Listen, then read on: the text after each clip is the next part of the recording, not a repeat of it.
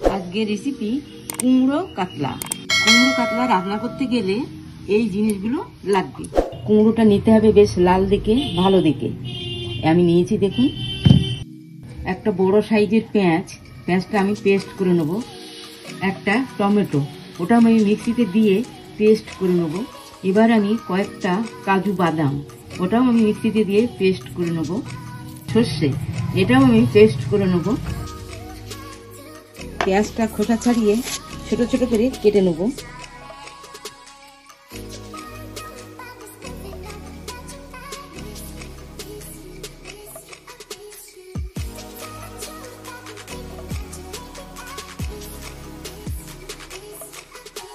এবার আমি রসুনের খোসাটা ছাড়িয়ে নিচ্ছি, মিক্সিতে দিয়ে পেস্ট করে নেব। দেখুন, কুমড়োটা আমি ছালটা ছাড়িয়ে নিচ্ছি।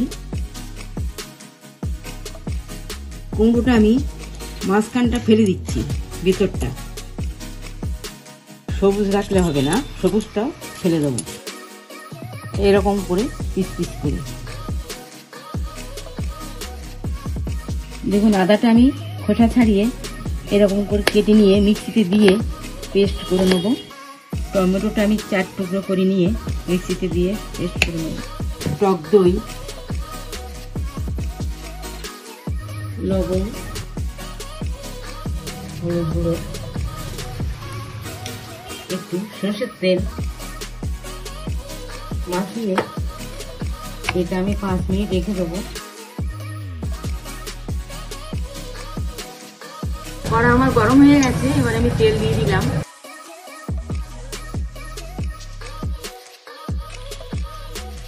মাছ ভাজা হয়ে গেছে, একটু কড়া করে ভেজে নিতে হবে। এবারে আমি অল্প লবণ,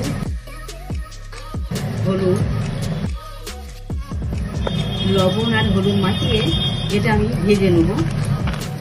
এবার আমি এই কুমড়োটা ভেজে নেব। কুমড়ো আবার ভাজা হয়ে গেছে, এবার আমি তুলে নিচ্ছি। এবার আমি কালো জিরে ফোড়ন দিচ্ছি। এবার পেঁয়াজ বাটা, এবার রসুন বাটা, এবার টমেটো পেস্ট এর মধ্যে দিয়ে দিচ্ছি, আদা বাটা। দেখুন, তেল ছেড়ে এসেছে, এবার আমি এতে সর্ষে বাটা দিয়ে দিচ্ছি, কাজু বাদাম দিয়ে দিচ্ছি।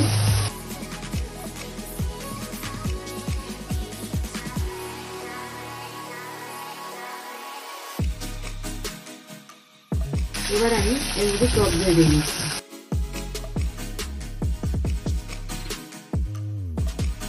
এবার আমি এর মধ্যে হলুদ গুঁড়ো দিচ্ছি। এবার লবণ, ধনে গুঁড়ো,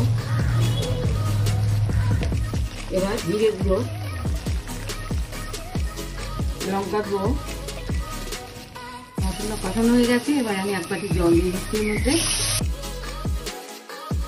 এবার এটা ফুটিয়ে এসেছে, মাছগুলো দিয়ে দিচ্ছি এর মধ্যে।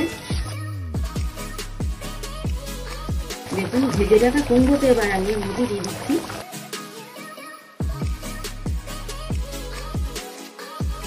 এবার আমি এতে অল্প একটু চিনি ছড়িয়ে দিচ্ছি, দিয়ে এটা ভালো করে মিশিয়ে এবার গ্যাস বন্ধ করে 2 মিনিট পরে গরম মশলা দিয়ে ওটা আমি নামিয়ে দেবো। 2 মিনিট হয়ে গেছে, এবার আমি গরম মশলা দিয়ে এটা নামিয়ে দেবো। আপনাদের যদি আমার রান্না ভালো লাগে, লাইক করুন, শেয়ার করুন এবং সাবস্ক্রাইব করুন।